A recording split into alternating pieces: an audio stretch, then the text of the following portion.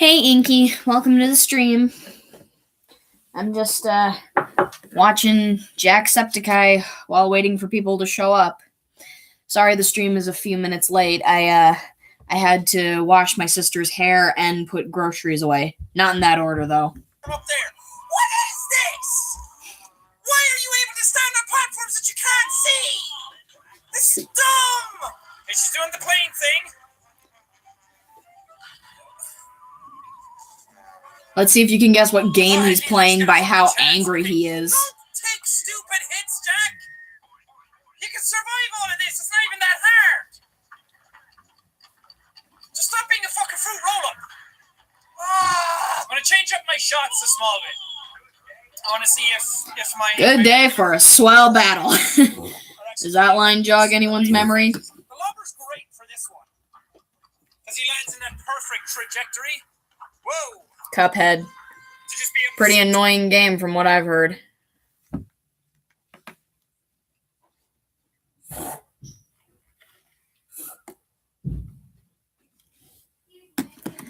Yeah. Alright. I'll put my Harry Potter candle holder over here. I got that at a convention. Alright. Let's choose a chocolate for tonight. Which one should I choose?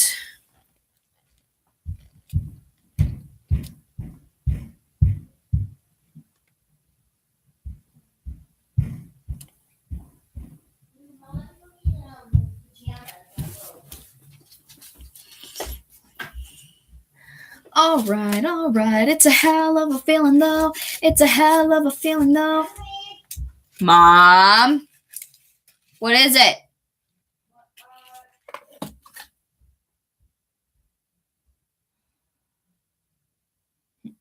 Looks so cute. You forgot what you were going to say? It's okay. It'll come back to you.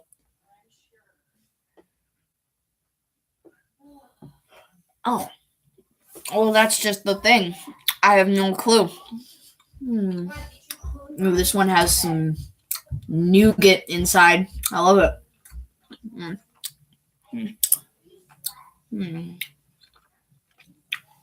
It's cute. Hey, Mikey. How you doing?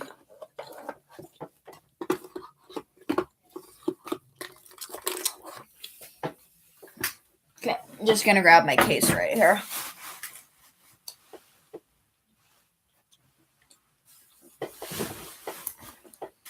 All right. So, what should I work on tonight? Should I work on two sides? Should I work on trials? Or should I just draw something or work on something that I've drawn? Ah, geez, that's horrible. Are you okay? All right, we got to vote for two sides. Hey, Queen Nemmer. Hey, Chloe. Long time no see.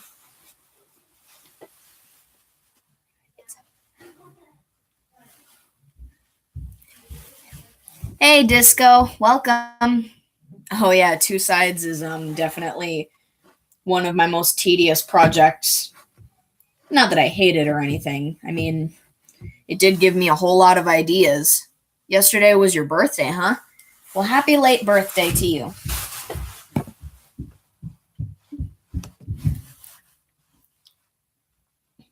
I think I already finished all the moms. Pretty much the only one I'd need to do is Pop's mom.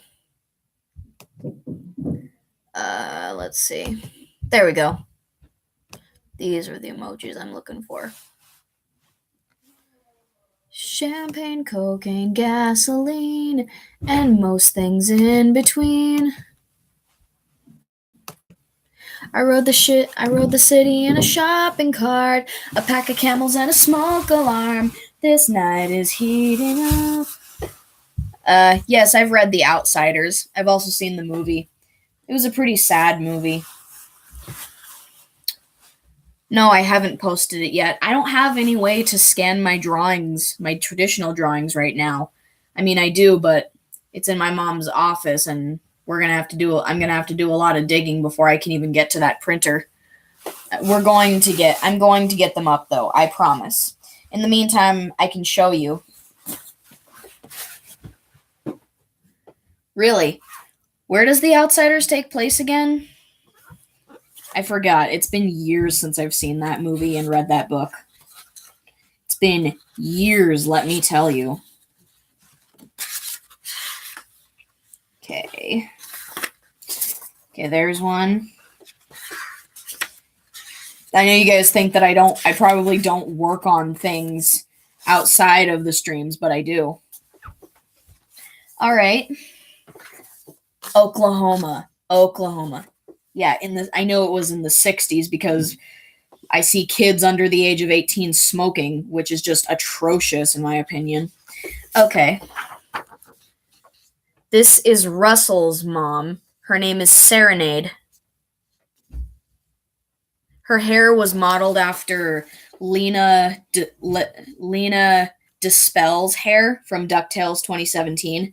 If you just look up Lena Dispel, you'll see that she does have similar hair. This is Lumpy's mom. Her name is Lucy.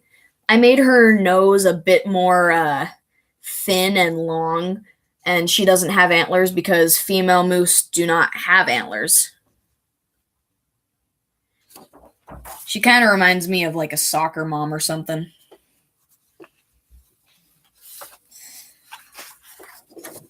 And here's Disco Bear's mom. Her name is Jennifer. I tried to give her this old school look, kind of like the actress from Pretty in Pink or 16 Candles. Vogue, make your body move to the music on. Yeah, yeah, yeah. Vogue, make your body move to the music. Get up on the dance floor. That's Vogue by Madonna. And this is Cub's mom. Her name is Jane.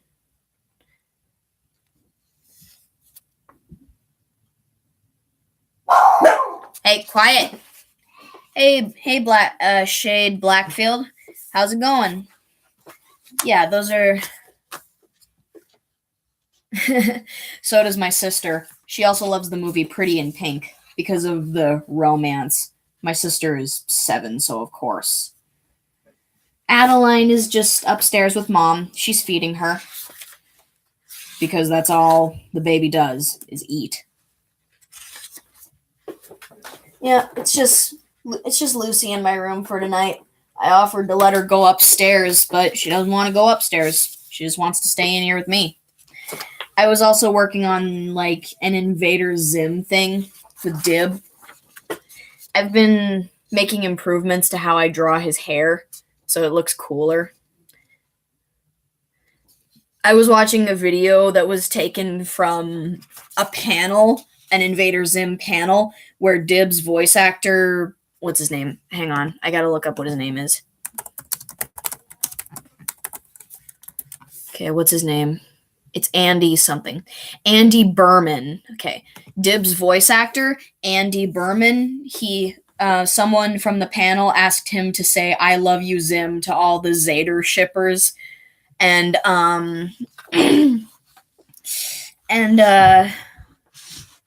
yeah, it was really cool. I just had to draw Dib saying that.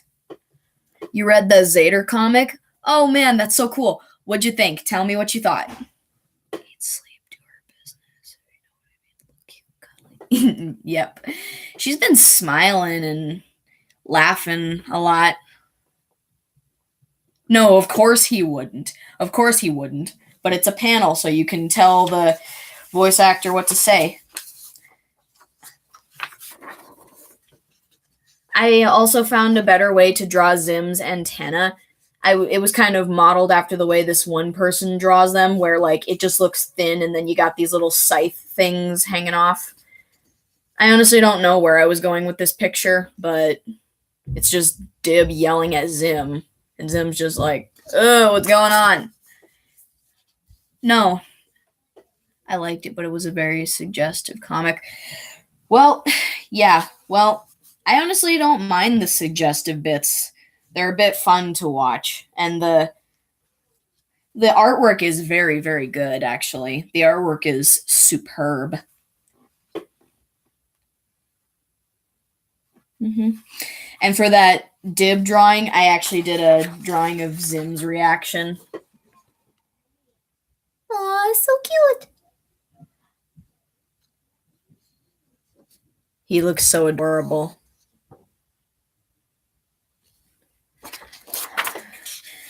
I do watch Paw Patrol, though, because my sister watches it.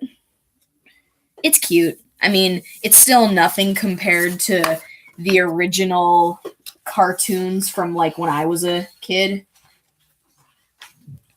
But, you know, it's a cute show. It's very charming. I also made this cover art for an Invader Zim story I plan on writing soon.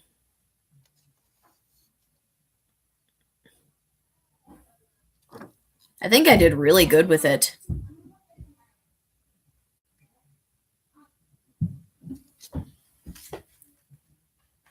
Yeah, I've seen that movie. I was actually really excited for it when it was first announced on Cartoon Network back when I was like almost 9 years old. Hey, Bella.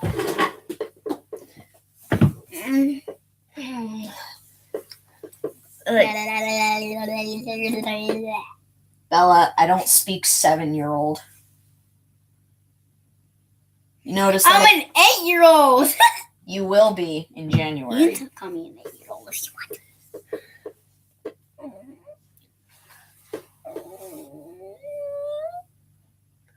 Oh, right, I did. Huh. What? Might have to change that. Change what? Well, I mean, Ooh, owls. other people have like the same name sometimes, but What I did don't you know. get? Is this for writing? Yeah, it's for taking down notes. They're like sticky notes, but they're shaped like owls. Hey, shouldn't you be getting to bed? What's this? Bella, you said you would just come down to say goodnight, not steal my spotlight. Not act like you run the This show. is what happened. Oh yeah. She ran over her finger on a skateboard. That's not a bad thing, is it? I don't like I don't What know. did she say? She said I clearly like making the characters into insomniacs. I don't know. It's just I don't know what that even means, but it's so sad. she's so annoying. I heard that. Oh. No, I'm not. I don't know. I don't know anything about Resident Evil. Sorry. All right. I'll work on two sides. Of course they do. I remember my cousin started making up her own secret language when she was younger. My cousin Mickey didn't really have much of a childhood because, well, a lot of stuff happened in her life and she didn't really get to experience what it was like to be a child. She was the real world was forced on her way too early. She had to grow up fast and it wasn't really her choice. She's pretty antisocial. But she makes exceptions for some people. I just chose to make Dib an insomniac because, I don't know, it just makes sense to me because he's a paranormal investigator and I don't know, I think people who would be obsessed with the paranormal would often be paranoid.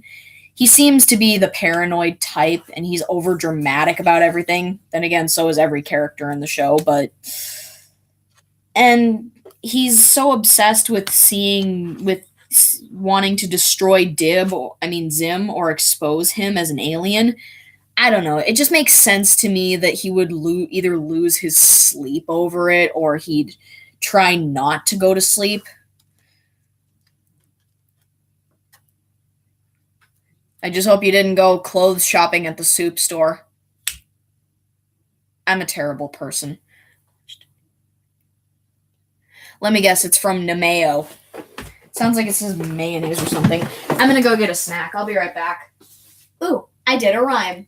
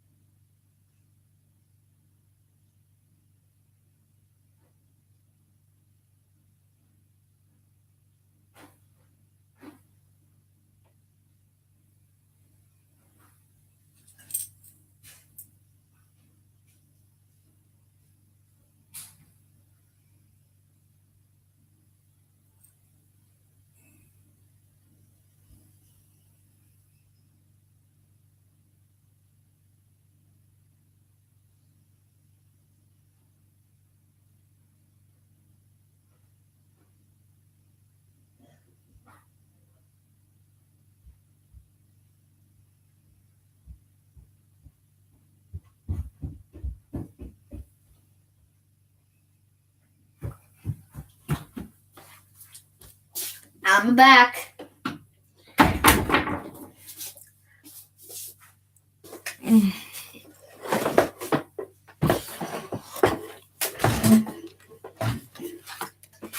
Everyone has seen Tom and Jerry. Every single living, breathing human on this planet knows Tom and Jerry. So, yeah.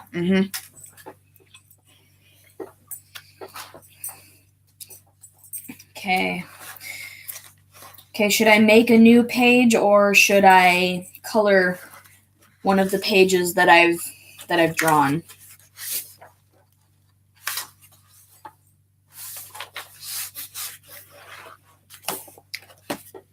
It's a hell of a feeling now. It's a hell of a feeling now.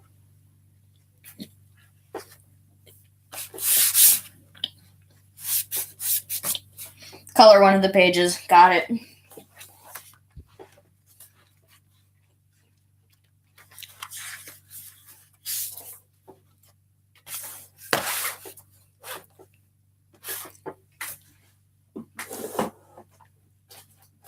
I'm eating a bologna sandwich right now.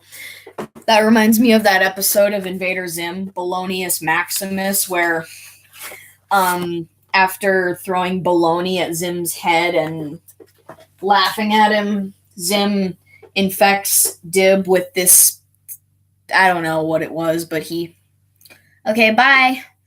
He basically put a tack on Dib's chair, and the tack infected him with this thing that would make him turn into bologna. And then he infected Zim. Either way, they're just being petty and idiotic.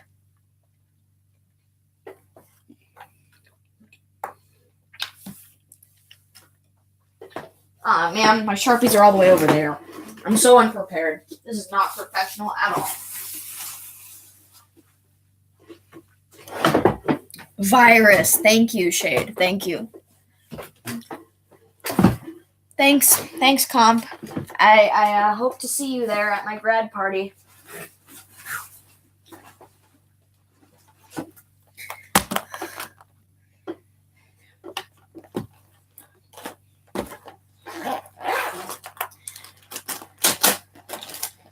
Sometimes I wonder what's going on in Mr. Jonan Vasquez's head.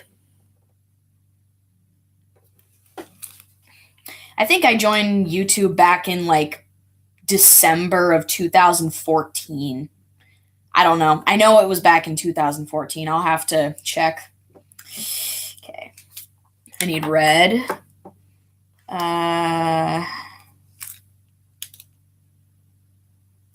Purple. green, turquoise,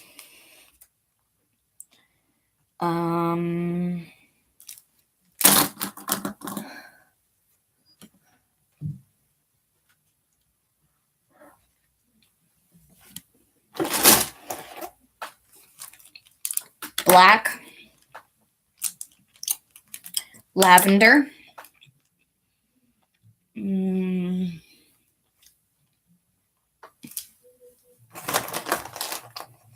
light blue,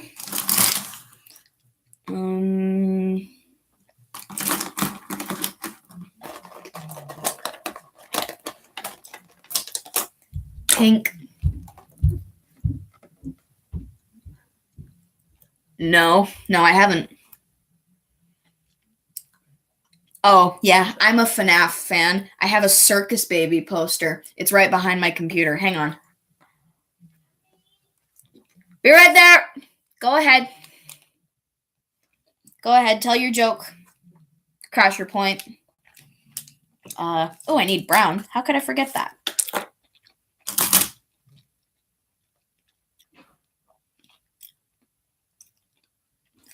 Okay. Come back.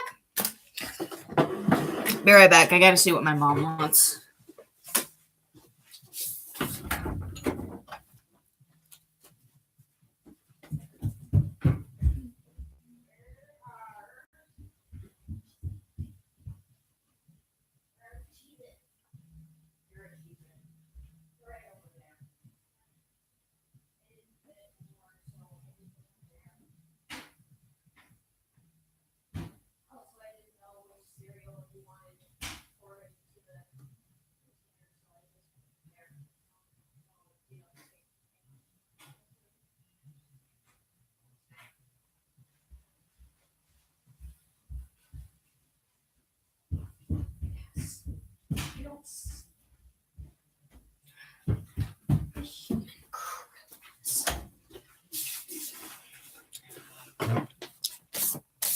Mom wanted to know where the Cheez-Its were. Okay. Do you want to hear what the real chill pill is? Go ahead. I don't know. Why didn't the head go to the party?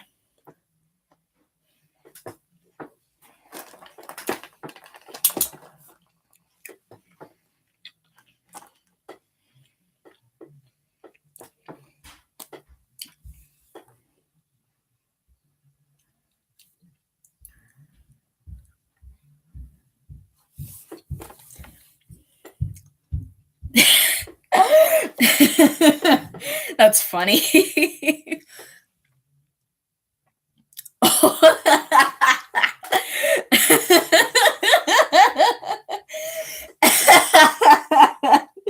That's so terrible. I love it.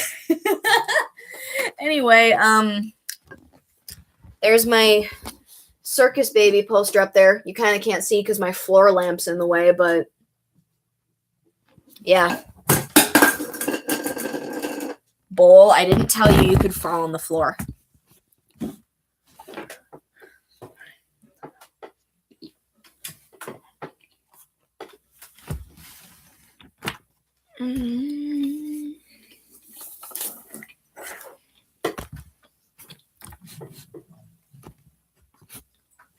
You do, huh?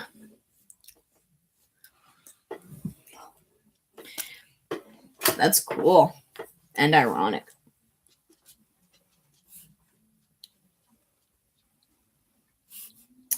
One of my favorite Disney movies to watch as a kid was called I don't know if you guys have heard of it, but it's called Atlantis: The Lost Empire. Sorry.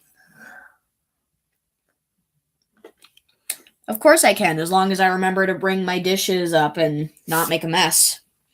Mom doesn't want ants to come. Tortellini, huh?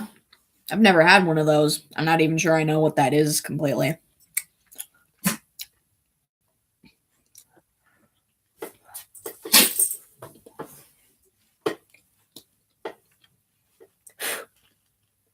I always start with black. I don't know why.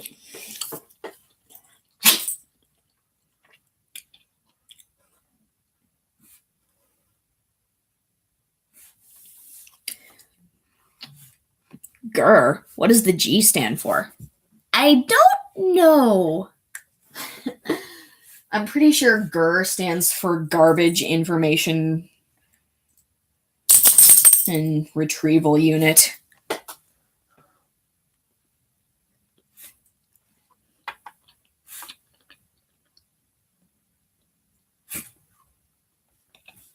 That's fair. That's actually fair, Queen Never. I mean, sorry, Crasher Point. Sorry. I was looking at one name and I got confused. My eyes went all.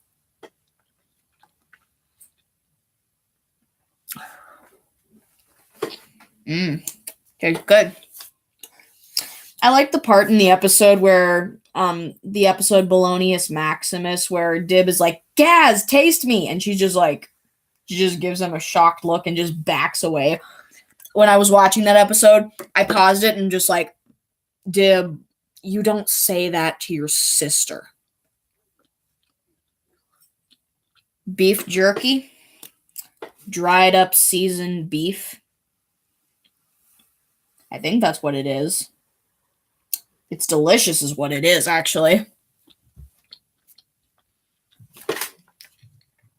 Yep, it is. I also have a Hatsune Miku figurine over there, right next to my Pink Diamond Funko Pop figurine. I also have a Rose Quartz one and a Yuri Plisetsky one. Jerked. Oh my gosh. You did not. Lucy, not everything is about you. Spoiled dog. Jeez, you're getting fat. I need to walk you more. Nope, you go upstairs. If you're not going to be in my room, you go upstairs. I don't trust you out in the living room.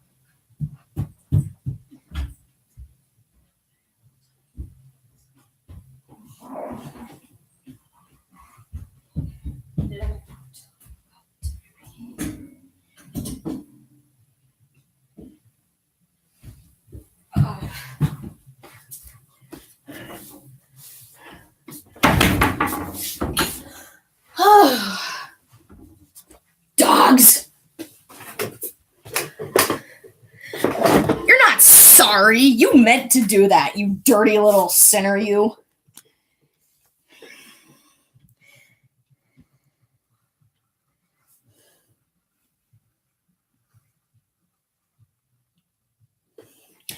Doobie doobie doobie chip papa, doobie doobie do, yeah, yeah. Why does the blonde girl live in a roundhouse? I don't know. Why does the blonde girl live in a roundhouse?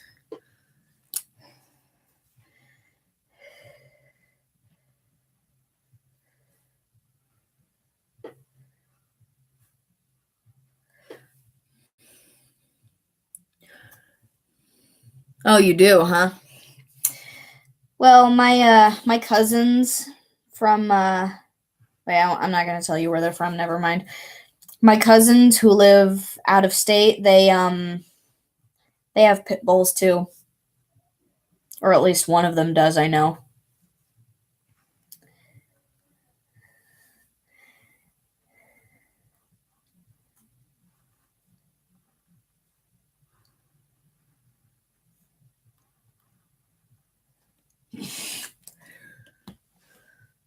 So she can't be sent to the corner when she's grounded. Why a blonde girl? Is that supposed to be like a joke against blondes? Is there like a stereotype that says blonde girls get grounded a lot? Because I got grounded a lot when I was a kid, and I don't have blonde hair. I got grounded a lot, and I'm a brunette.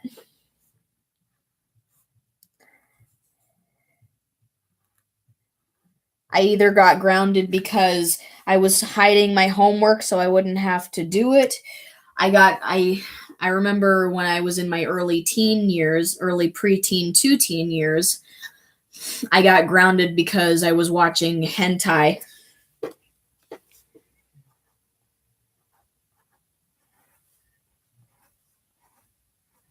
Several times, in fact. Several times I got caught. Oopsie. I used to have a very unhealthy obsession with it. Now I just, in real life, I reject anything sexual. But then again, I'm just like, ooh, look at this erotic fan fiction. I'm gonna read it and hopefully it doesn't make me cringe or something.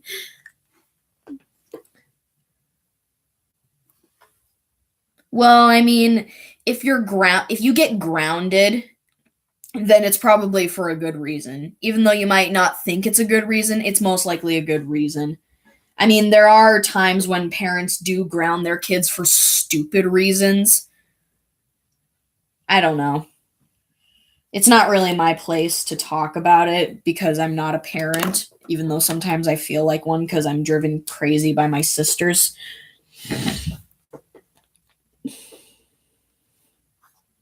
Yes, even Adeline drives me crazy. And she's not even a year old. Adeline's not even a year old and she's already driving me crazy.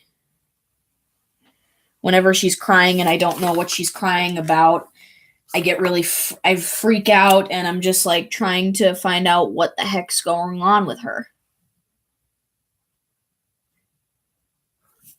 I mean, when she doesn't want her bottle or she doesn't want her pacifier or she doesn't want to go in her mama-roo.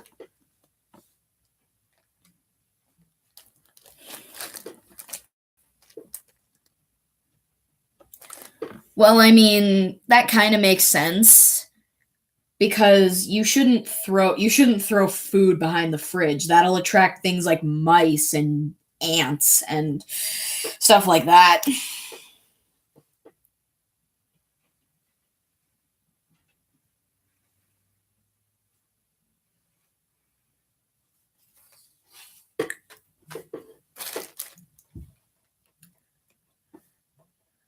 You were a rebel against your parents.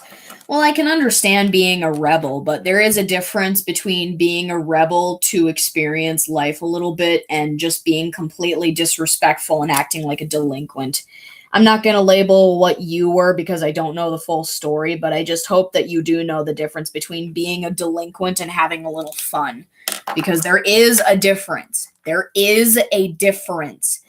If what you're doing is not going to hurt you or the people around you, and it's not going to affect you in the long run, then it's fine to do. But if what you're doing is hurting other people's feelings, and it's hurting people in general, including yourself, and it does affect you in the long run, and it does get you in trouble, then you shouldn't do it. Then you're just going to be a delinquent jerk, like Johnny Test. Well, I mean, it depends.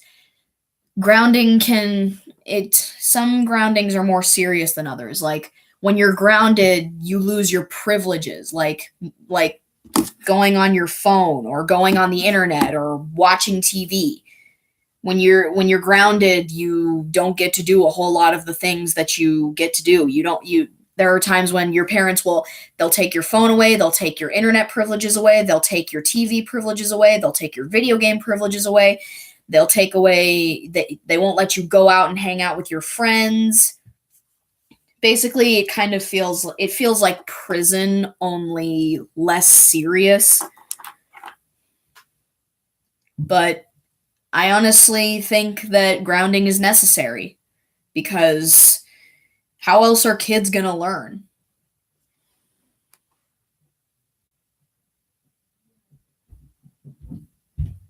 Oh, geez. Yeah? That makes sense. That's the... Coming, Mom! That is how we view parents when we're young. But trust me, when you get older and when you start to become an adult, your parents seem less like your parents and more like your friends. Because when you're an adult and you live on your own, your parents can't tell you what to do anymore. They'll still be there they'll still be there to help you and support you and give you advice, even if you don't ask for it. But when the older you get, the more your parents are, the less your parents are your parents, and they're more like your friends. Trust me. My mom still drives me crazy, and I live with her, and I'm still technically a kid, especially in here and in here. But over time, I've just felt like my mom is more of a friend than my mom. Sometimes I feel like she's my mom. Sometimes I feel like she's my friend. But she has to be my mom before she can be my friend.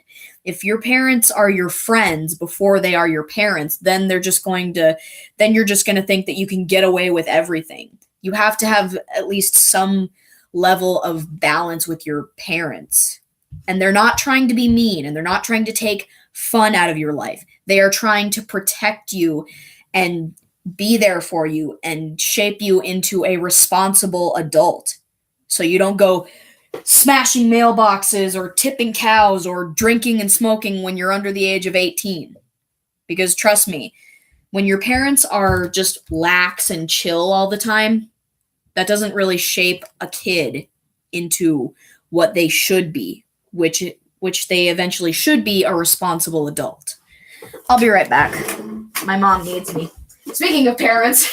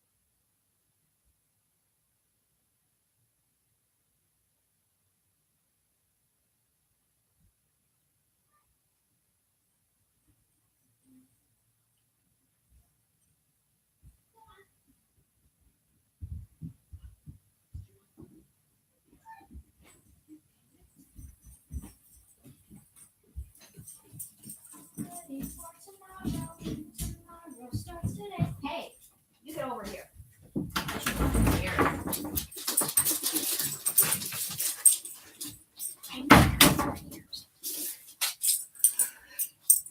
Oof. Come on. I know my bed's a mess, but geez. Whoa!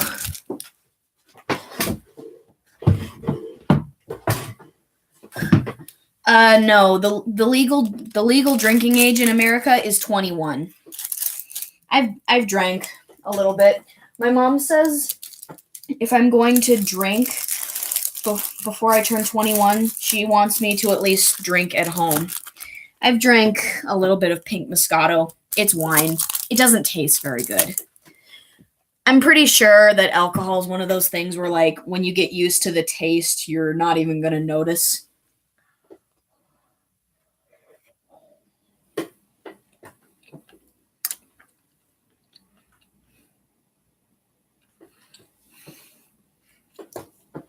Sorry. I don't even drink that much. I've only drank like once or twice in the past, and I didn't even drink a whole bottle. Because the pink Moscato bottles we get, also I did a rhyme, they're like that big maybe. Same thing with me, except I was 5. I thought it was fruit punch. I was thirsty. I saw a drink, thought it was fruit punch. I made a mistake.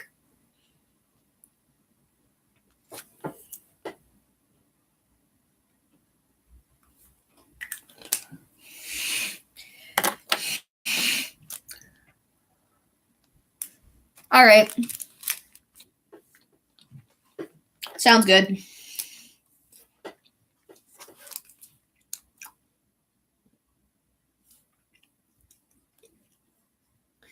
I checked on my sisters before coming down here. They're just sitting in mom's room, just chilling. Adeline's just sitting up like this, and she's just looking around like... She's been starting to blow bubbles with her spit, and it's just the cutest thing ever.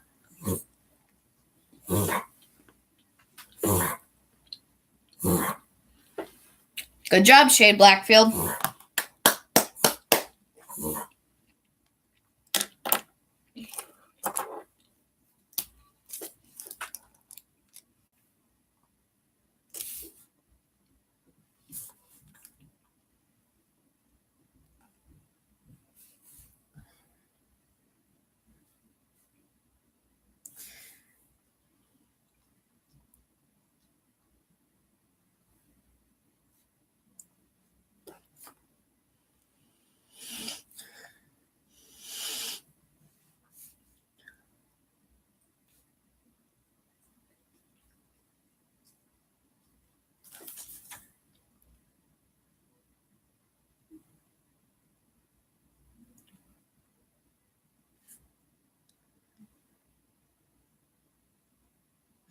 Looks good. My worst phobia? I don't know. I'll just name off my phobias. I have sphexophobia, which is a fear of wasps. I have genophobia, which is a fear of sexual intercourse. I have gymnophobia, which is a fear of nudity. Ugh. I have claustrophobia. And just a side note on the claustrophobia thing, I absolutely do not like, I don't know if this fear has an official name, but I just don't like the feeling of not being able to move. Like if your hands were like, if you were tied up and your hands were tied behind your back and you couldn't move, I just can't imagine not being able to move. It's a scary feeling. I have a fear of dying, even though I know it's natural. I have a fear of aging. I have a fear of bees. I have trypanophobia, which is a fear of medical procedures that involve needles, syringes, or injections, which is actually a very understandable fear.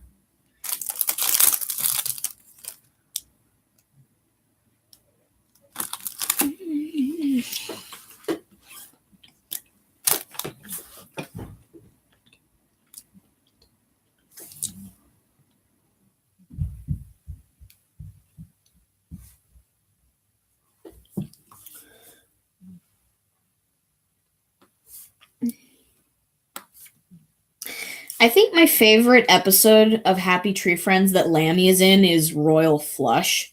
I felt so bad for Flaky and Giggles and Petunia. I just feel bad for the characters in general, but, you know. I don't know. There was just something nice about it. We got to see where Lammy lives, and we got to see a little bit more of what she enjoys doing, and it was nice. I like any episode that Lammy's in because we get to see more of what she's like and what she enjoys doing. We know that she likes playing at parks and she loves tea parties. We also know that she loves relaxing in rubber pools. and she likes making friends, and she likes poker.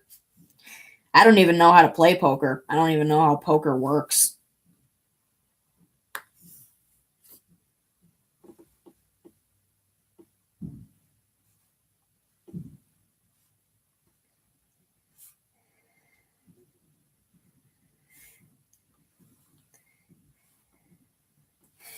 I kind of see Lammy as mostly a girly girl, but she's not girly in the sense that, ooh, I like pink and flowers and all this mushy gushy stuff.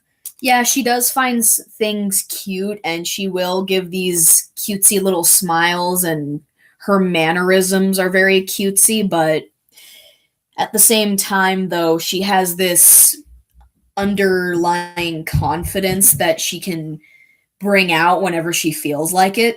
So she is girly but confident. She's a confident girly girl. Oh yeah, you're scared of spiders, huh? You want you have arachnophobia? Spiders don't really scare me. I mean, yeah, some parts of them do freak me out and make me uncomfortable, but I'm not really 100% scared of them.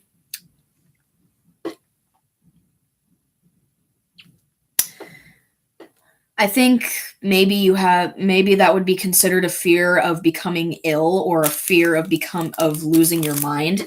Hang on. Fear of becoming sick.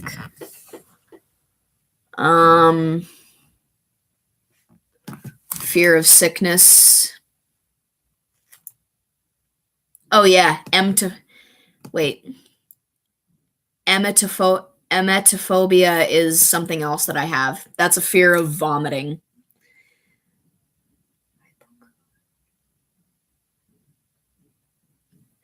Well, www.verywellmind.com says a fear of illness is called hypochondriasis.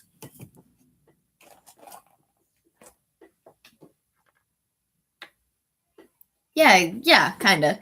Flaky does get more confident over the years and the more time she spends with the boys, but actually just the more time she spends with people in general. Coming, Mom! You have no idea what it's. Maybe you do, but you probably don't have any idea what it's like to have someone call your name every 5 minutes.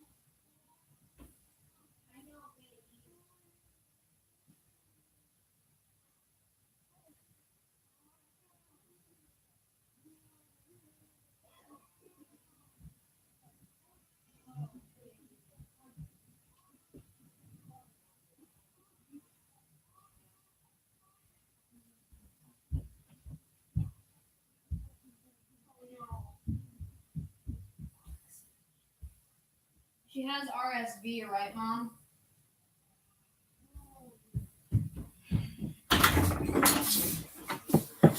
Okay.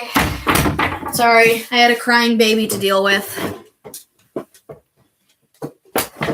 Exactly. My mom needed my help to get Adeline out of the bath. And she started crying and fussing and coughing. She's kind of sick. Mm-mm.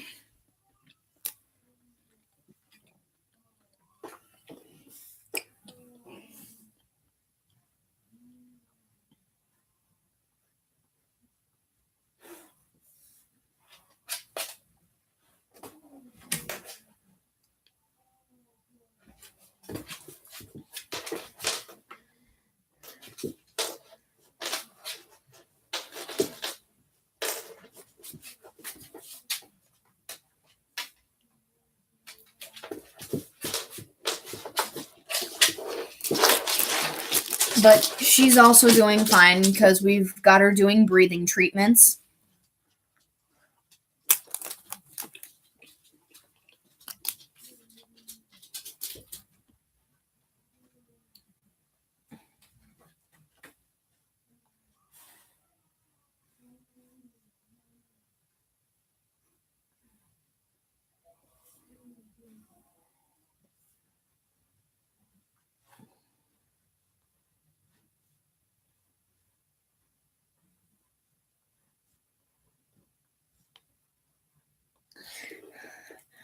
You know what I want to talk about? My Little Pony. Do any of you guys like My Little Pony? We got any My Little Pony lovers in the chat?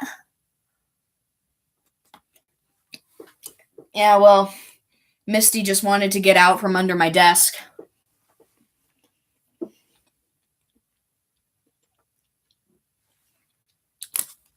Oh, I love My Little Pony. I can't believe that it's the final season.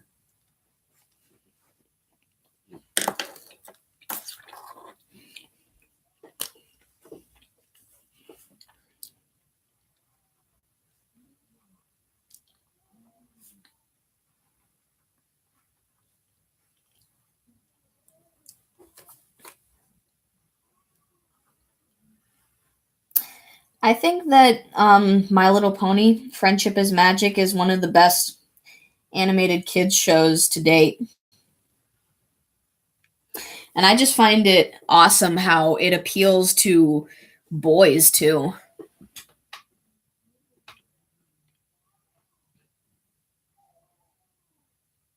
It's okay. You don't have to feel ashamed in admitting you like My Little Pony. And if anyone says otherwise, they can just go ahead and suck a lemon.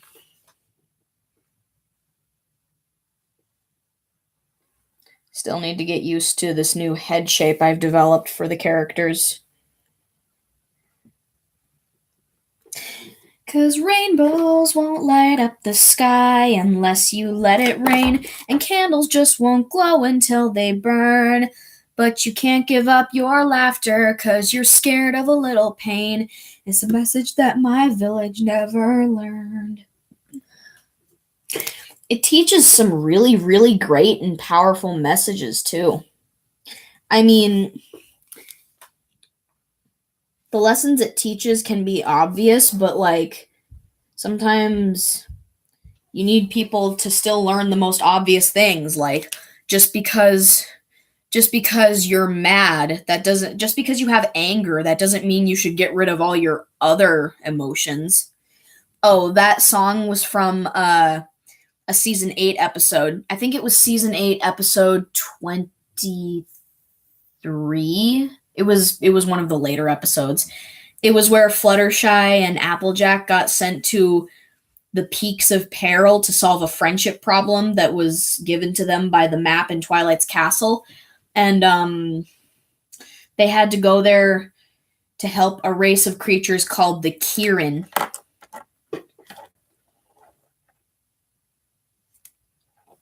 You used to be a fan? I've actually been a fan of My Little Pony since I was little, because My Little Pony has been going on for years, for decades. I mean, my mom watched My Little Pony when she was little.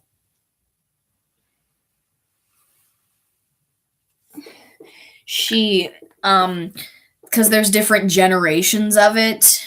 There's Generation 1, that's the one from the 80s. I don't know about Generation 2, but Generation 3 was around the time we saw characters like Minty, Pinkie Pie, Sparkleworks, and Wisteria, and Sunny Days. And Generation 4 is the one that airs on Discovery Family. My favorite My Little Pony character is Pinkie Pie.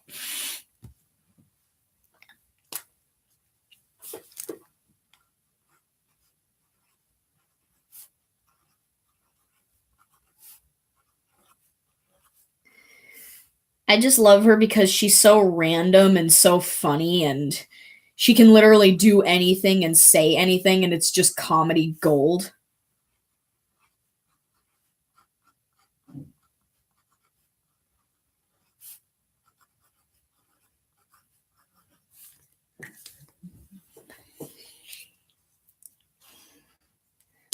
I was actually watching one of the older episodes today. It was an episode from season 2. It was the episode where, oh yeah, she is. She's so cute. The old episode I was watching today was about Fluttershy, because it was the episode where Rarity and Pinkie Pie were trying to convince her to be more assertive, and then she went to she went to Iron Will's seminar, and he taught her how to be more assertive, but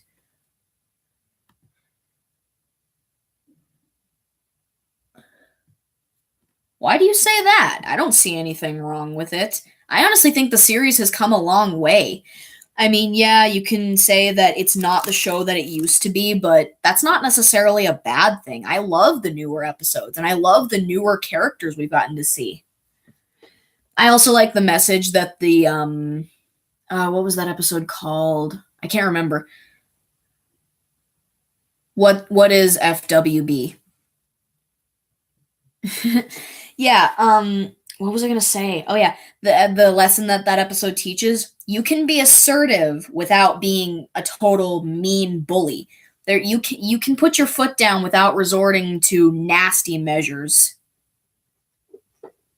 That's actually a very good lesson, because there is a difference between being assertive and just being a nasty bully. I just love how far the characters have come. Oh, fourth wall breaker. Okay.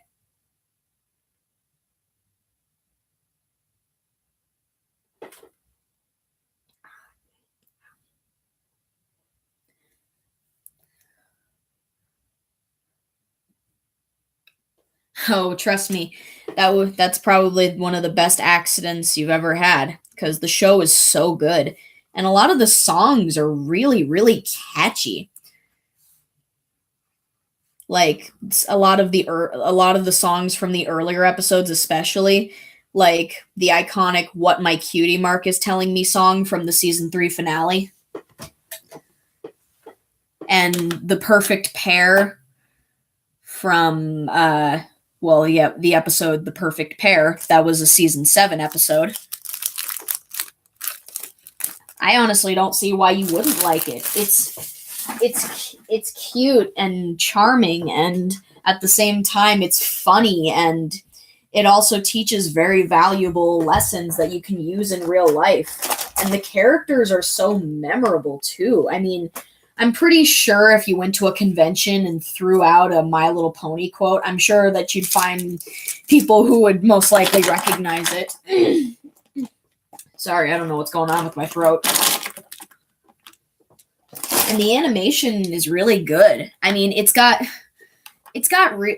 better too. Like, there have been some really memorable, meme-worthy facial expressions over the last few seasons. I think my favorite season right now is probably season 8, or maybe season 7 or 6. Season 9's been doing pretty good so far. I also love how in season 9 we got the return of another My Little Pony villain that was actually from one of the previous generations. I'm talking about Grogar, by the way, for those of you who have actually been watching the show. Grogar was in Generation 1 back in the 80s. His goal was to trap all of the ponies, basically everyone in Ponyland, in his world, in Tambalon, and banish them to like the realm of darkness forever. I don't know, I haven't seen that episode in forever, but I do remember it was a pretty dark episode too.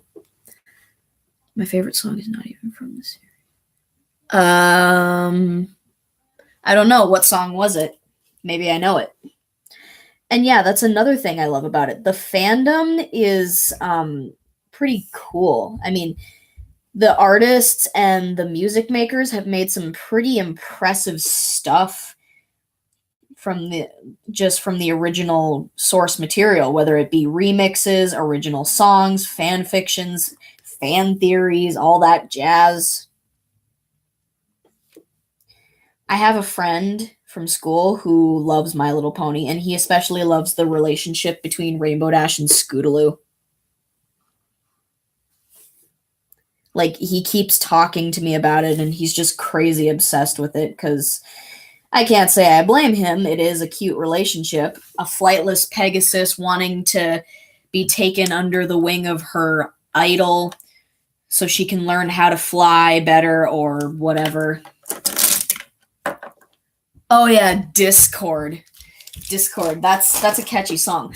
I'm not a fan of puppeteers, but I've a nagging fear someone else is pulling on the strings. Something terrible is going down through the entire town, wreaking anarchy and all it brings. I can't sit idly, no, I can't move at all.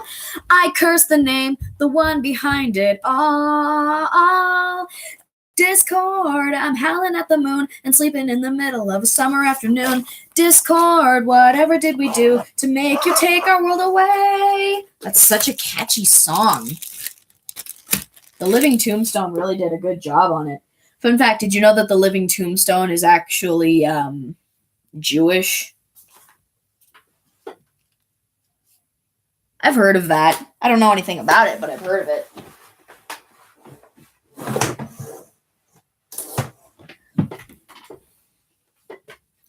Oh, ankle. Not good. Not impressed. The most recent villain from season 8 that got defeated, Cozy Glow, she reminds me of Darla Dimple from Cats Don't Dance, because she's got this whole spoiled, rotten attitude look. Plus, she's got this curly Q hair that's similar to Darla Dimple's. Her design also kind of reminds me of Baby Doll from Batman the Animated Series.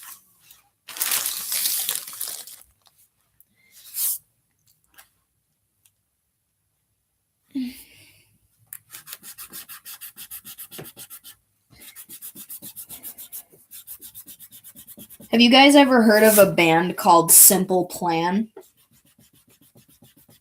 I think maybe I talked about this last stream, but I just want to be sure. Have you guys ever heard of a band called Simple Plan?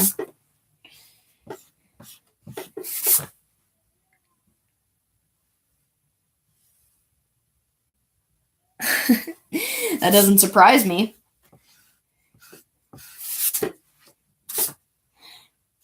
I love the remix he made for Carol of the Bells. I also like how he made that song even though he's Jewish and Jews don't celebrate Christmas.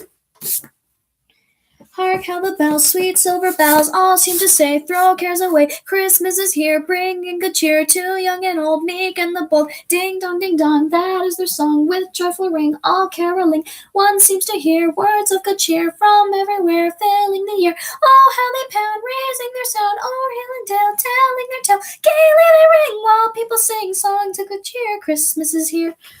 That's one of my favorite holiday songs.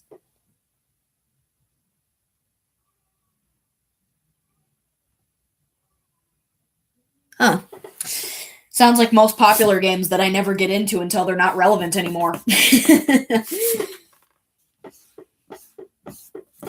I normally don't get into popular things until they're considered not that relevant anymore. That's how it went with Cuphead. I guess that's kind of how it went with Bendy and the Ink Machine, because I came into the fandom when it was like chapter 2. Like chapter 2 had just been released.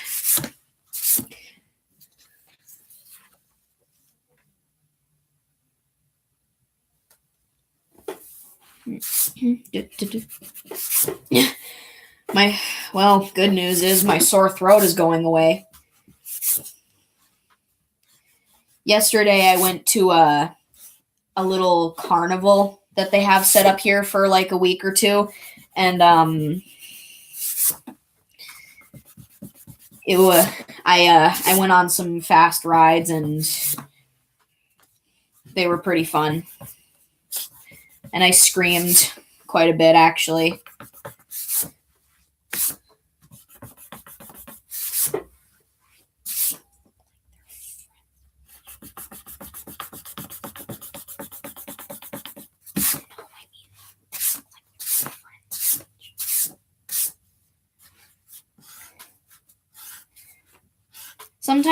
Sometimes the bronies do annoy me, like with their whole.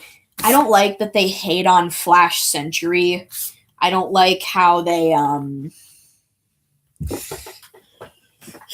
I don't like how picky they can get, but then again, maybe I just don't get their thought process because I'm either not a boy or I'm not an adult who knows how to properly give criticism. I'm not a very critical person when it comes to certain things. Yeah, I heard about the sequel. Looks like it's going to be good.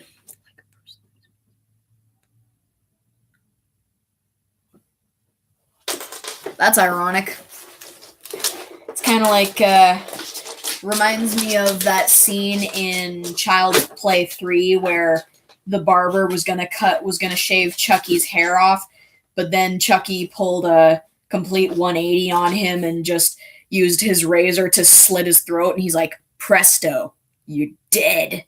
Because the barber's line was, "Presto, you're bald." All right. See you later, possibly, but if not, thanks for coming. Okay.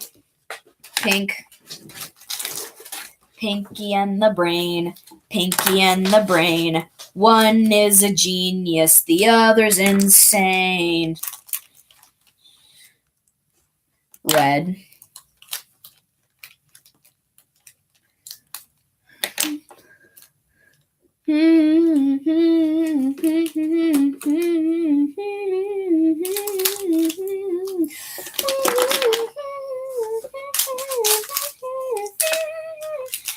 I want to talk about it. Okay, I'm going to bring up an Invader Zim thing, but I recently found an Invader Zim fanfiction. Yes, it's Zader. Don't hate me or criticize me or roll your eyes, but it's called The Human Criblis. It was made like quite a few years ago, like back in 2011, I think, somewhere around that time period, but it's a Zader story, but it has some great pacing to it. Basically, what it's about is Zim starts to feel discouraged because he learns that his leaders see him as nothing more than they view him as nothing more than a joke, or the start of a bad joke, rather. But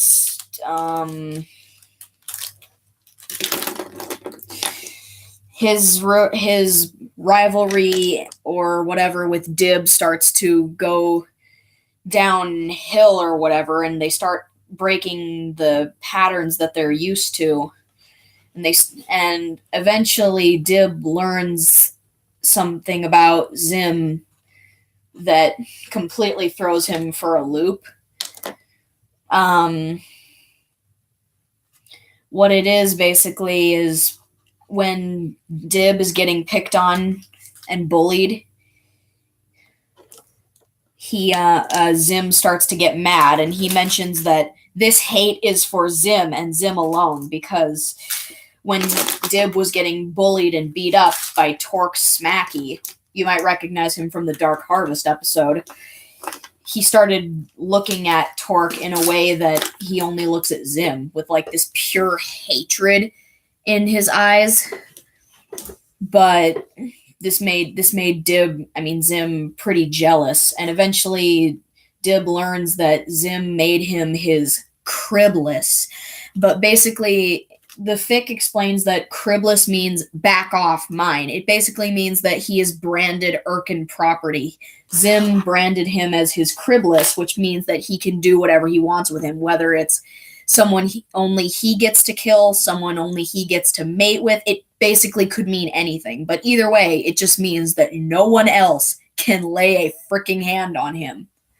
It's actually a very interesting fic because it has this dynamic that keeps Dib and Zim in character. Even when they're talking to each other in a civil manner, I can still tell that they're trying not to yell at each other or say something mean, and it's actually pretty entertaining. And the Zader is actually very well paced. It's not your typical gooey love story, but rather an adventure story, and it's pretty cool. Hang on, I'll find it. It's on fanfiction. It doesn't have any lemons in it, but it definitely has some themes in it, like mentions of kinky stuff or whatever, but it's honestly not really that cringeworthy, I guess you'd say. It's more like something that you could laugh at or facepalm at, but it's a very entertaining story. I don't know why they call it that. And it's actually spelled Zadr. You spelled it right, almost right. You just need to take out the E. Trust me, it's a good fic. The sequel is pretty good, I guess you'd say, but I still prefer the original. There is a heavily implied sex scene that goes on, but you don't really see or hear anything. It's more like they just do it in this room with red and purple standing outside waiting for them or something. And then they just hear them argue while they're doing it, and it's so funny to just hear how they're just yelling at each other. It's so funny, trust me. I had a blast reading it. It was so freaking hilarious. It's just like they have angry sex, and it's so cool. But I'll stop talking about this because you guys probably don't care. But I'd give it a read if I were you. It's actually a pretty good story. It's got some cool stuff to it.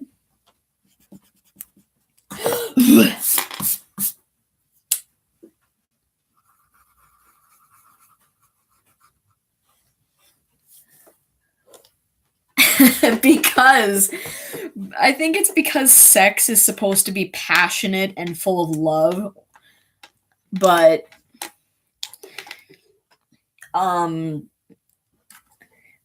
because you're angry and you're just what I think that's just what makes it funny is that it gives you a feeling that it's not supposed to give you. Like, it's completely opposite to how intercourse is supposed to make someone feel. Like, it's supposed to make them happy and make them feel pleasure, but if they're just being mad at each other, it just makes it funny.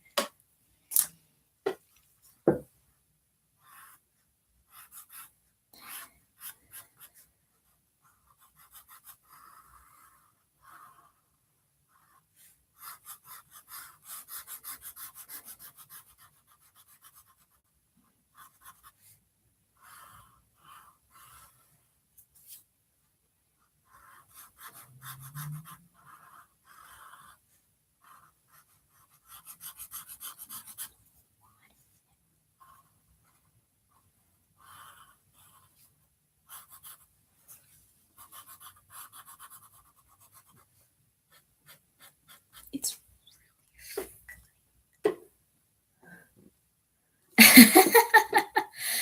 Sorry. I was just talking about this Invader Zim fan fiction, and I was talking about the sequel and how funny it is because it's a long story. But we can move on and talk about something else.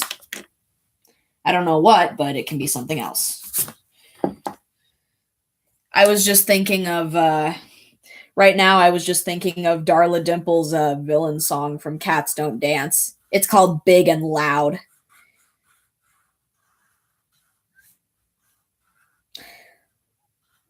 Like I said earlier, Cozy Glow from My Little Pony, she reminds me so much of Darla Dimple because she's spoiled rotten and she wants to be in the spotlight, albeit Cozy Glow wants to be in the spotlight in a kind of different way, but still. They have pretty similar characteristics. You quit Fortnite? Good job. You don't need that game anyway. It's way too popular. It's way too anger inducing, and people just make way too big of a deal out of it.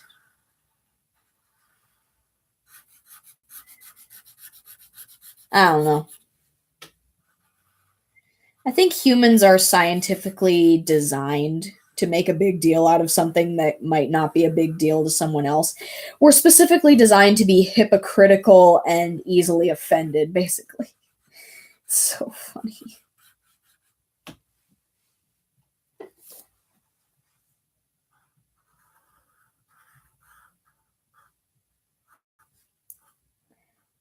Other than the tallest shunning him and not needing him anymore and all that, what else do you think would be enough to break Zim's spirits and send him into this down spiral frenzy?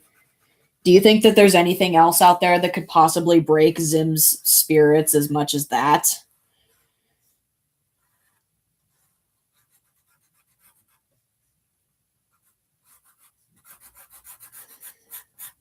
They're so cool.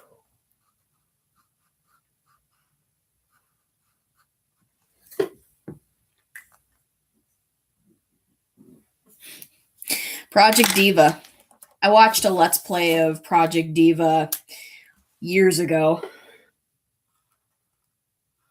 I remember the person playing it when he was in the Vocaloids rooms and checking them out and like seeing what they do. He mentioned that he had a Yaoi fan service on the Japanese version of the Let's Play because he said he's reminded of Yaoi fan services whenever he sees Len and Kaito because Yaoi fangirls in the Vocaloid community just love Len and Kaito.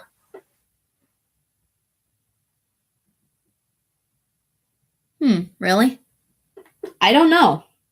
Maybe if I checked it out, I might recognize his voice.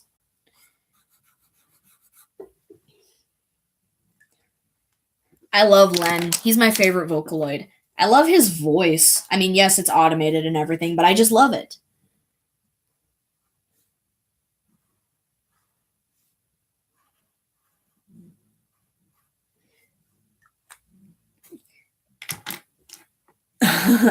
Yeah, I love Len X Kaito too. But I also love Len X Miku.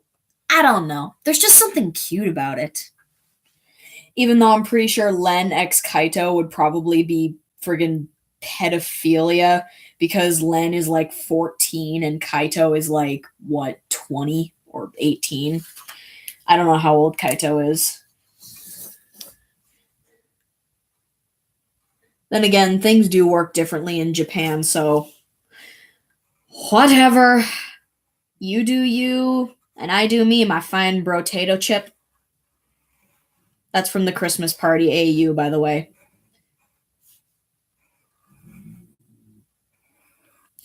Also, Dib giving up on hunting him breaks Zim's spirits. That's clear in the unaired episode Mopiness of Doom.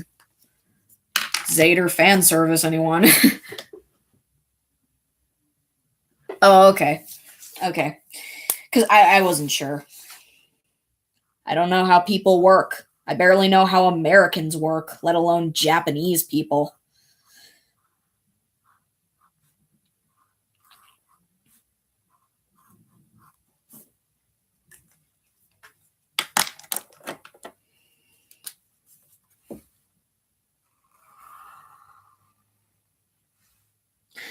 Yeah, Japan does have its fair share of problems, though, but then again, so does America.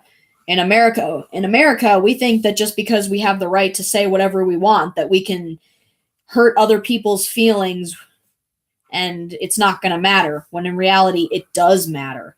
The fact that we think that we can say whatever we want, the fact that we have a right to say that is both good and bad. Because yes, it's good to have the ability to say what you want and have your own opinions, but if you're going to be a jerk about it, then maybe you just shouldn't have a right. Just because it's in your right to be a jerk, that doesn't make it right to be a jerk.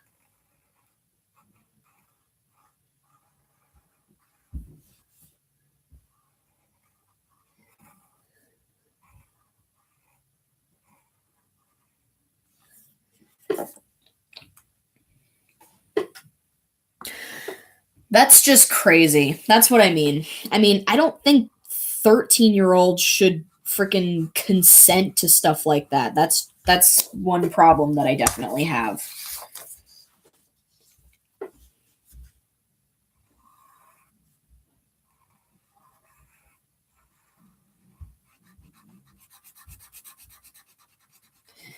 But I guess it makes sense since Len is 14. My cousin Mickey loves Kaito. She has talked repeatedly about wanting to adopt him.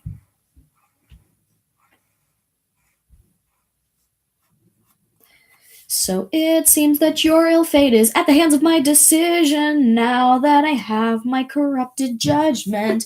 I love the Seven Deadly Sins series. It's such an awesome Vocaloid song series.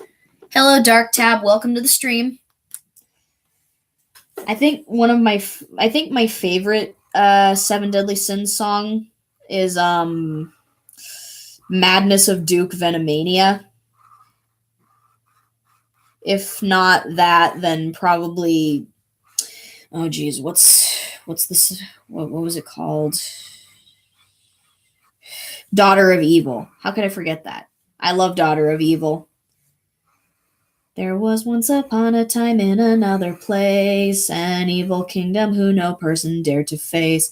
And the ruler was a girl so mean, a tiny little princess of only age 14. So much furniture littered her abode, her loyal servant whose likeness surely showed. Josephine was what her horse was named, all the riches of the world is what she had claimed. Yeah, Miku is 16 and Len is 14. So yeah, there's only like a 2-year age difference between them.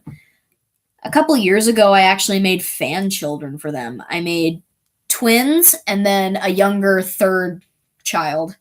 The twins were a boy and a girl, named Ray and May, respectively, and the littlest one was named Lucy.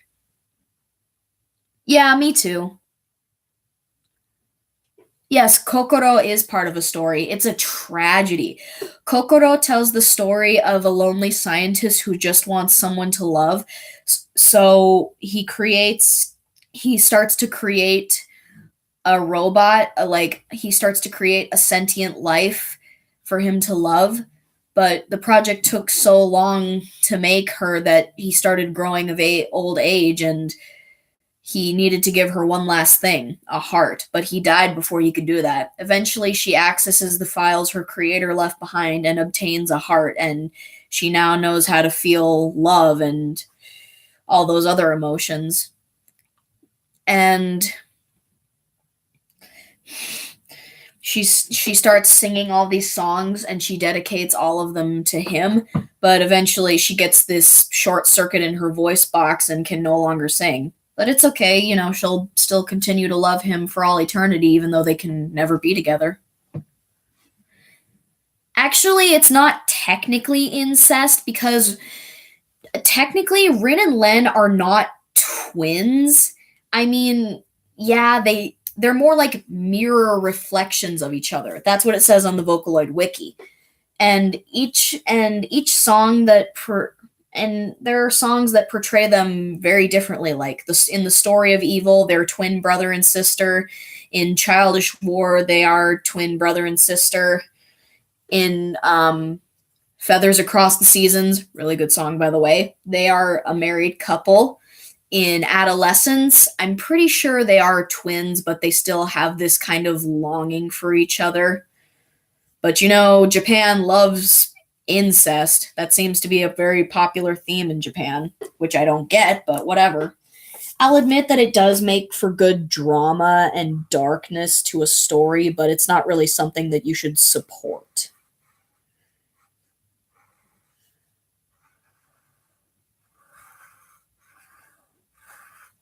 Because, yeah, it is gross.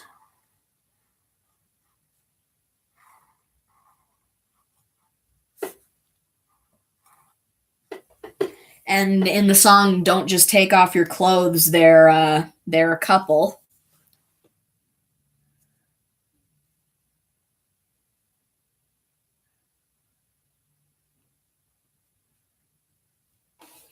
But yeah, I do view them more as twin siblings. But I do like the song "Feathers Across the Seasons," where they're a married couple. That song is so beautiful, but so tragic at the same time. It's very beautiful. I suggest you listen to it. It's very, very good. It's about it actually is based off of an old Japanese tale called the Crane Maiden. I think that's what it was called.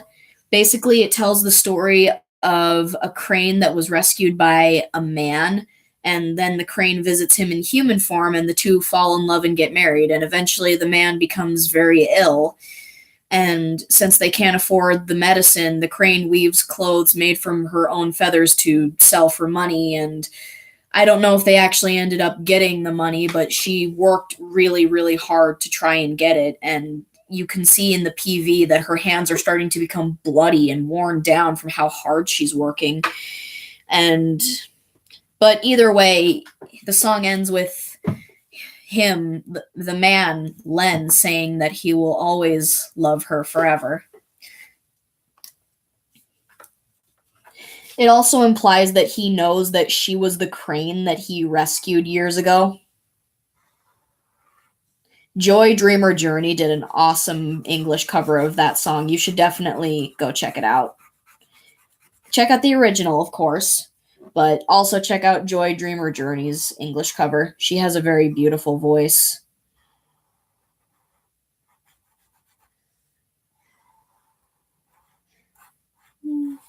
The very first Vocaloid song I ever heard was Tell Your World, and it's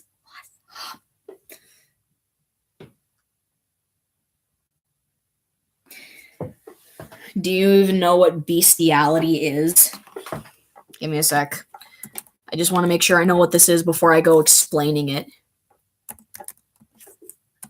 Bestiality.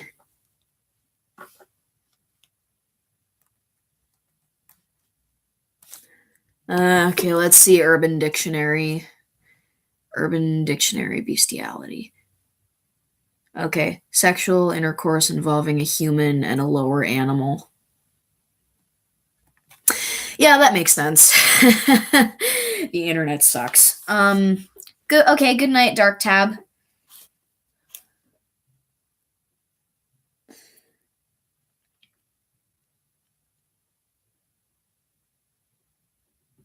No, well, according to Urban Dictionary, bestiality is interspecies sexual intercourse.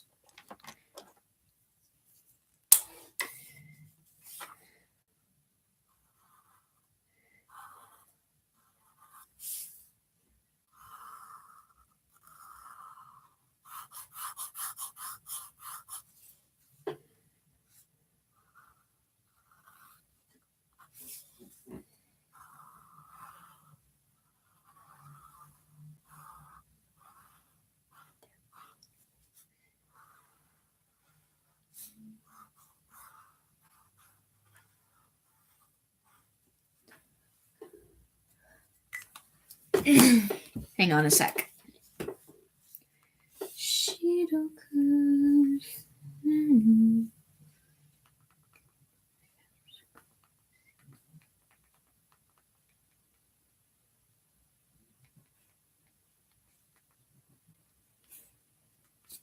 All right, I found the song. Oh, okay. Well, I mean, she turned herself into a human, so I guess there was kind of magic involved there. So either way, it's still a good song, and it still tells a very tragic love story.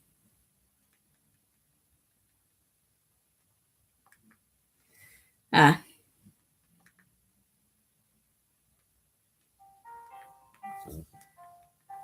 here it is. If YouTube will stop being a jerk. The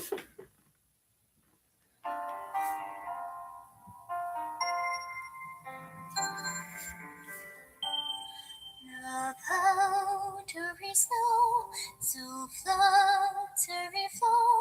Such a beautiful voice. So bright, that's the mountain in white, and inside a house decaying till souls remain holding tight in the night because it's colder once again. I'll never forget. It snowed when we met. You showed me a smile when you only told me that line just to hide my face in crimson heart. So cute. And with your sleep, I do believe you were my hand. So I don't really think you should overthink it because it's supposed to be based off of an old Japanese folklore legend. But I don't know. Whenever you tell someone not to overthink something, that only causes them to overthink something even more.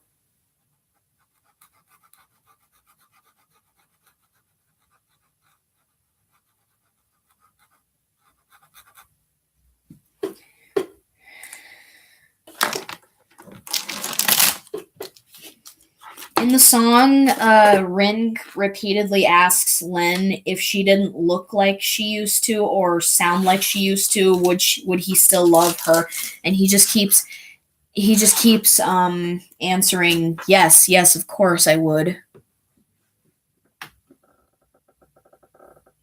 Oh, Rolling Girl is an awesome song. And The Disappearance of Hatsune Miku, that's a cool song too. It's really impossible to sing, but you know. Reichi actually did a cover of The Disappearance of Hatsune Miku. I'm pretty sure she used some kind of technology to speed up her voice for the final version of the song, but you know. Another Vocaloid song I love is called Two-Faced Lovers.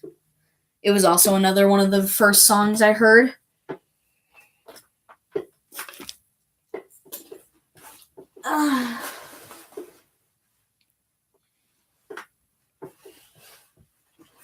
It's a pretty seriously themed song, too.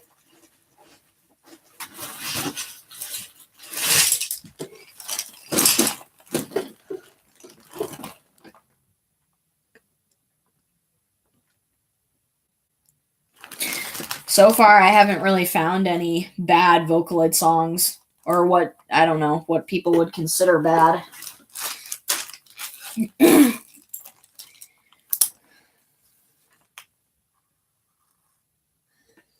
Do you know the Vocaloid song Reboot? It was made by Jimmy Thumb. I think that's his name. But it's about these three friends who all have the same star charm to symbolize their friendship. But then one of the friends dies after getting hit by a car, and the other two friends have a falling out as they blame themselves for their friend's death. And then when they're adults and in college, they reconcile as they realize it wasn't either of their faults.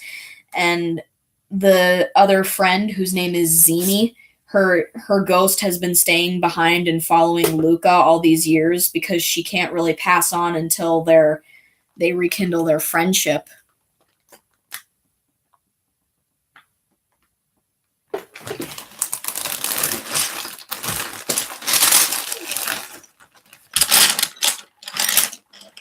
And when they do finally rekindle their friendship, she manages to pass on to heaven.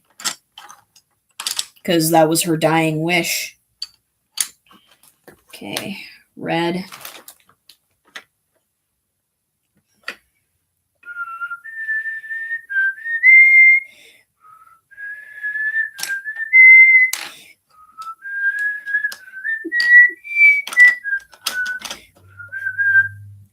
Oh yeah, Reboot's good. I remember the video made me cry. Because, I mean, a child dying is really, really horrible. Fictional or not.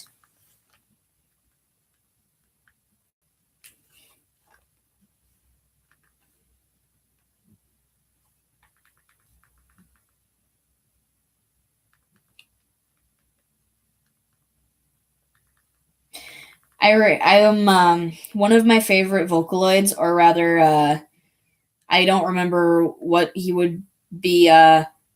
He's considered an angelic Shota, but his name is Lon, or her name is Lon. I can't remember what gender Lon is, but they've got a pretty angelic voice.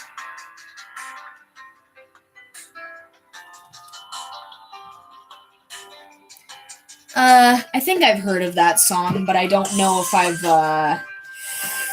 don't really know if I've heard it. Maybe if I listen to it, it might sound familiar.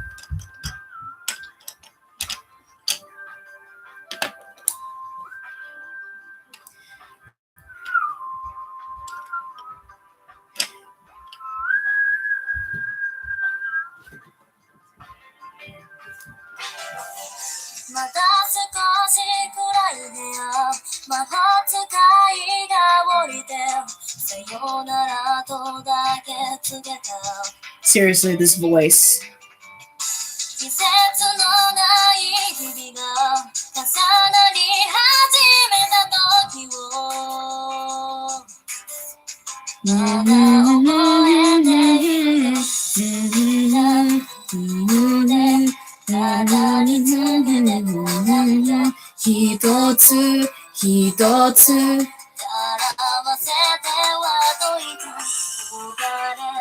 I mostly know Lon for their cover of 800, which is also another sad Vocaloid song.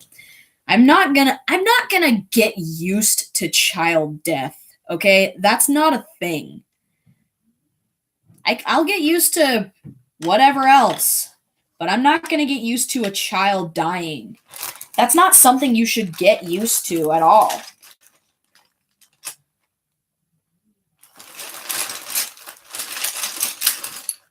Actually, death isn't really something you should get used to in general, not just child deaths, but especially child deaths. You should never get used to that stuff.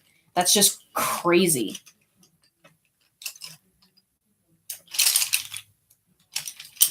That's just stupid.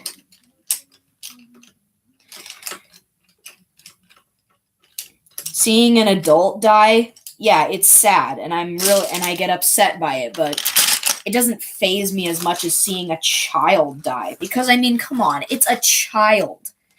What has a child ever done to deserve to die? Like, what does anyone ever do to deserve that? Oh, found it.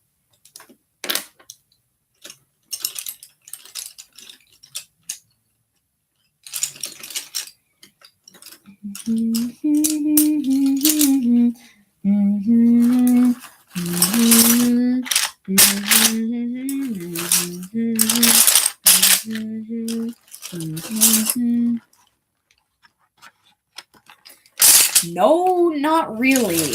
I mean, in Happy Tree Friends, I guess you expect it, but like it's still upsetting.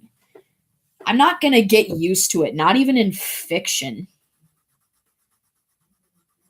Of course, I expect it when Cub dies in Happy Tree Friends, but it's still not okay.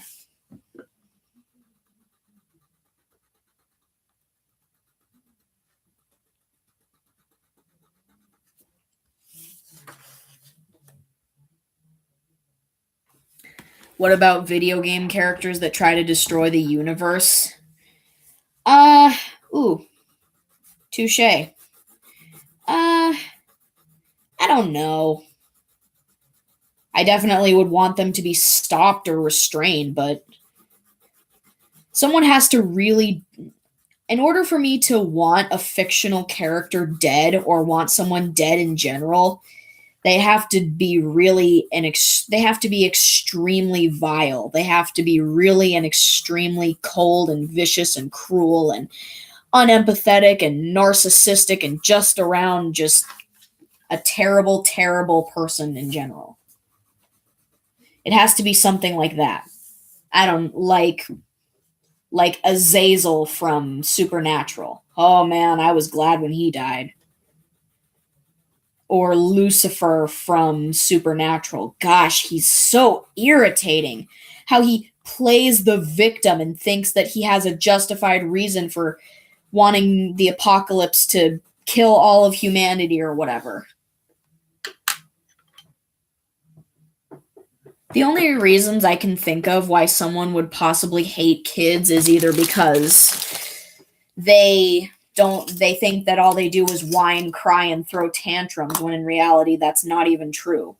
And another thing is, you can't get mad at a kid for being a kid. That's like getting mad at a lion for eating a gazelle. I mean, it's not like they can eat fruit. Lions can't digest fruit. They're not built for that.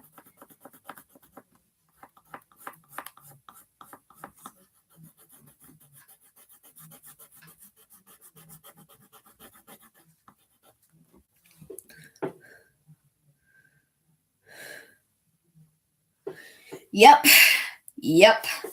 Things like that drive people crazy. The other reason I can think of why someone would hate kids is because they still are a kid themselves. Whether they're an adult or whatever, they want to be treated like the kid. They want all attention on themselves, and a real kid would just take that away.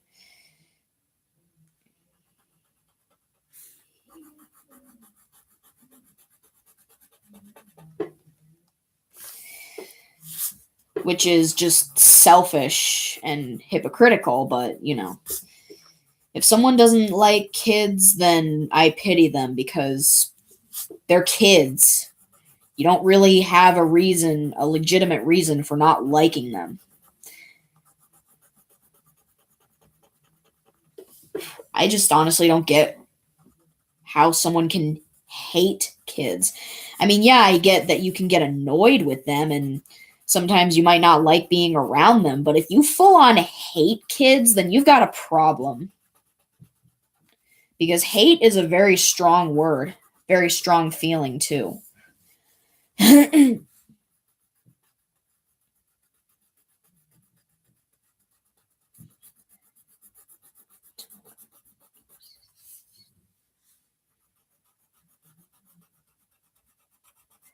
There was this character from iZombie. I can't remember his name, but Emily, oh, why would you do that? shut up. Why would you do that? So what? Not you, Oh, the dogs. listen, What? if you're gonna be doing this much longer, then you need to come upstairs. Why? Because you're really loud over in your sister's room over here, okay? So it's either lower your tone or Well, I'm gonna be done in 10 minutes anyway. Okay, I'm just checking. Just letting you know it's kinda loud over there. Okay. Sorry about that, guys.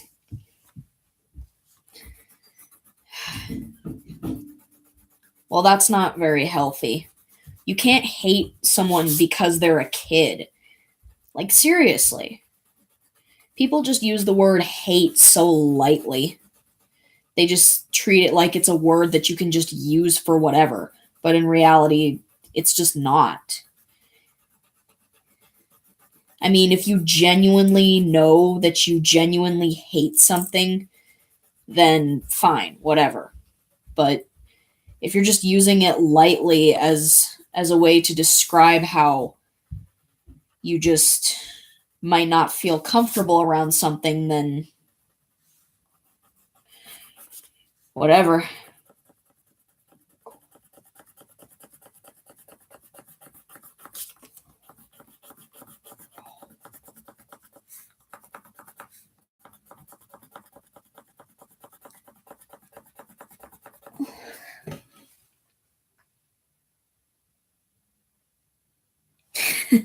How did you know she didn't like kids? Or how did you know they didn't like kids? I shouldn't just assume that it was a girl substitute.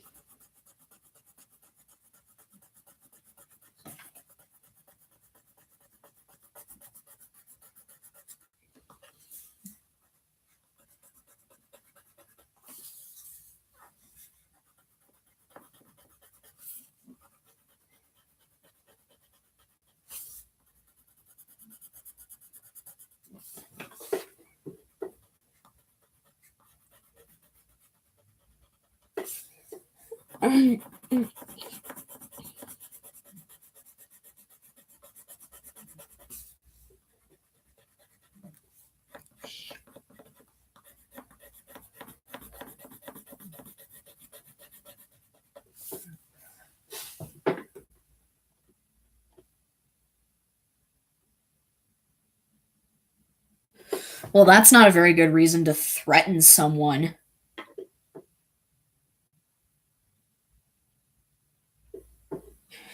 Why would she threaten someone when he fell? I would think that she would. I understand, like, if the kid was an absolute total brat and was just flat out insulting her and being disrespectful, but over something like that? Come on, man.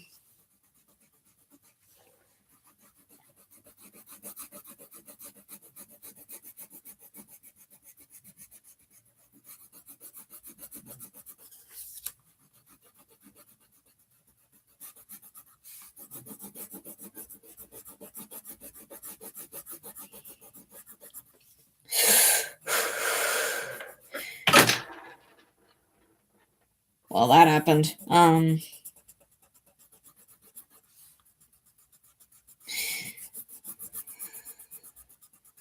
I wish my sister would have kept her room upstairs, because, like, seriously, I hate having to be quiet.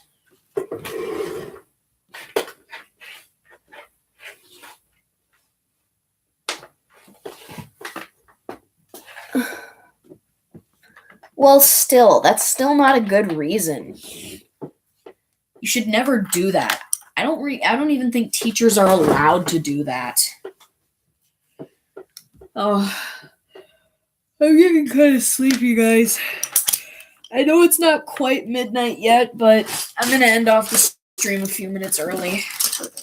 I'm just going to lay down in my bed and relax. Maybe watch some crack videos.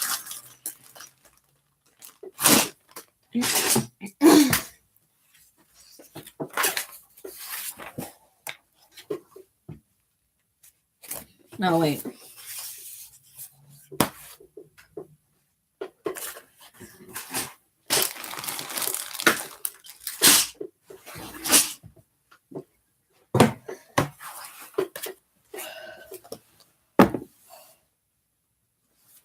That makes sense. I don't like it, but it makes sense.